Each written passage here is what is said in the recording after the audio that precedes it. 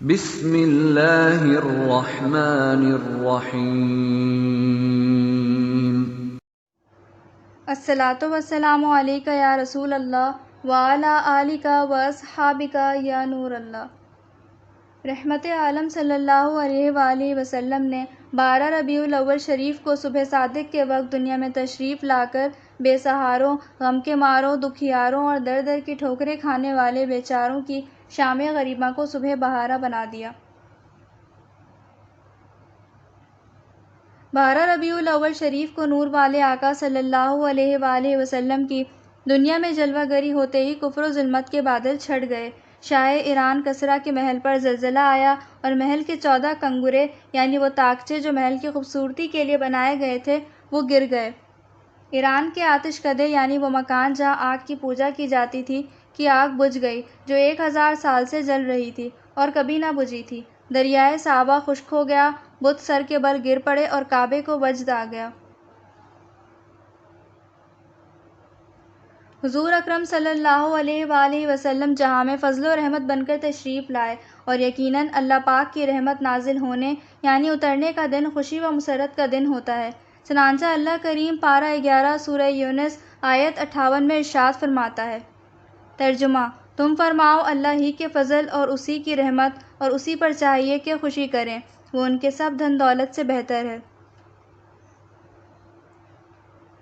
اللہ اکبر۔ فضل و رحمت خداوندی پر خوشی منانے کا خود قرآن کریم حکم دے رہا ہے، اور کیا رحمت عالم صلی اللہ علیہ وآلہ وسلم سے بڑھ کر بھی کوئی اللہ پاک کی رحمت ہے؟ دیکھیے مقدس قرآن کے پارہ 17 سورہ انبیاء آیت 107 میں صاف صاف اعلان ہے۔ ترجمہ: اور ہم نے تمہیں نہ بھیجا مگر رحمت سارے جہان کے لیے۔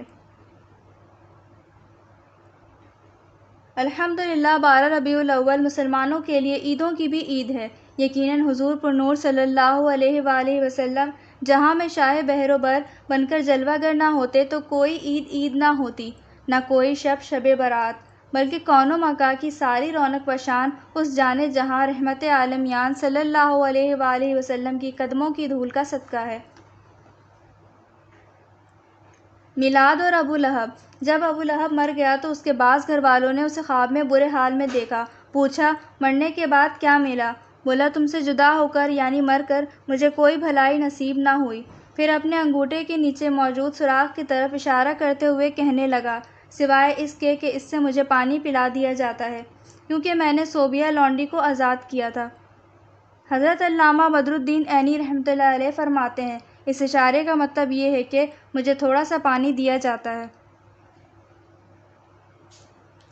حضرت شیخ عبدالحق محدث دہلوی رحمۃ اللہ علیہ اس روایت کے تعلق سے فرماتے ہیں، اس حکایت میں میلاد شریف منانے والوں کے لیے بڑی دلیل ہے، جو تاجدار رسالت صلی اللہ علیہ وآلہ وسلم کی شب ولادت میں خوشیاں مناتے اور مال خرچ کرتے ہیں۔ یعنی ابو لہب جو کہ کافر تھا، جب وہ تاجدار نبوت صلی اللہ علیہ وآلہ وسلم کی ولادت کی خبر پا کر خوش ہونے اور اپنی لونڈی صوبیہ کو دودھ پلانے کی خاطر آزاد کرنے پر بدلہ دیا گیا، تو اس مسلمان کا کیا حال ہوگا جو محبت و خوشی سے بھرا ہوا ہے اور مال خرچ کر رہا ہے، لیکن یہ ضروری ہے کہ محفل میلاد شریف آلات موسیقی وغیرہ سے پاک ہو۔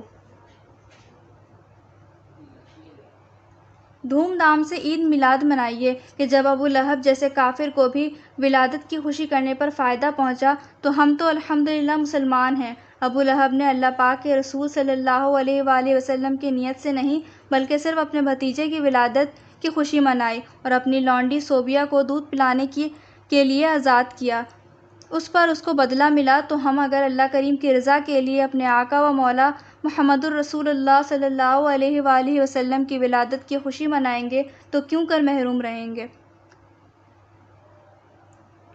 میلاد منانے والوں سے سرکار صلی اللہ علیہ وآلہ وسلم خوش ہوتے ہیں۔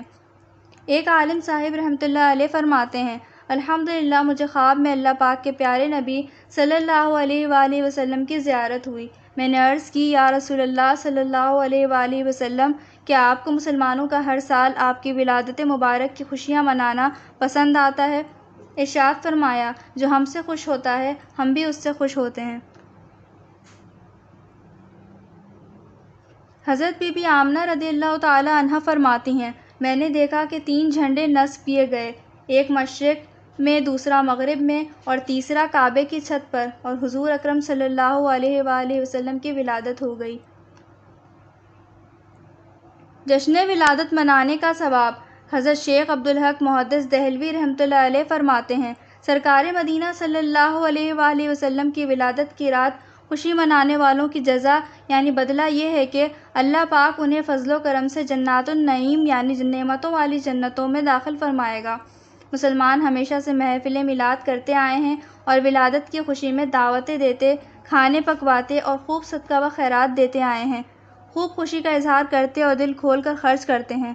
آپ صلی اللہ علیہ وآلہ وسلم کی ولادت باسعادت کے ذکر کا انتظام کرتے ہیں اور اپنے مکانوں کو سجاتے ہیں، اور ان تمام نیک کاموں کی برکت سے ان لوگوں پر اللہ پاک کی رحمتیں اترتی ہیں۔